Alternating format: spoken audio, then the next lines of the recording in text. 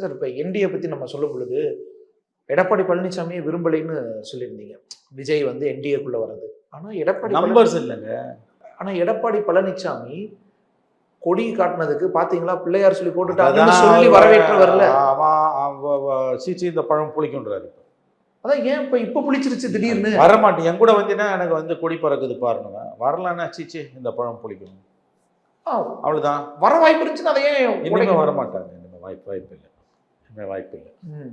விஜயே வரமாட்டாரு. வந்தாலும் ஆனால் எடப்பாடி ஒத்துக்க மாட்டார். நம்பர் இல்லை. எங்கே சீட்டு?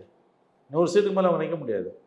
100 சீட்டு போயிட்டு நின்னா மக்களுக்கு தெளிவாக வாக்குறுதி, பிஜேபி கவர்மெண்ட்டுன்னு நீங்களே வாக்குறுதி கொடுத்துட்டு போறீங்க. என்டிஏ அப்போ ஸ்டாலின் சொல்ற ஆமாம், மக்கள் சென்னை வர்சஸ் டெல்லி, தமிழ்நாடு வர்சஸ் டெல்லி. மக்கள் வந்து ஒருபோதும் பிஜேபிக்கு ஓட்டு போட மாட்டாங்க. தமிழ்நாட்டு மக்கள் ஏடிஎம்கே போடுவாங்க, பிஜேபிக்கு போட மாட்டாங்க.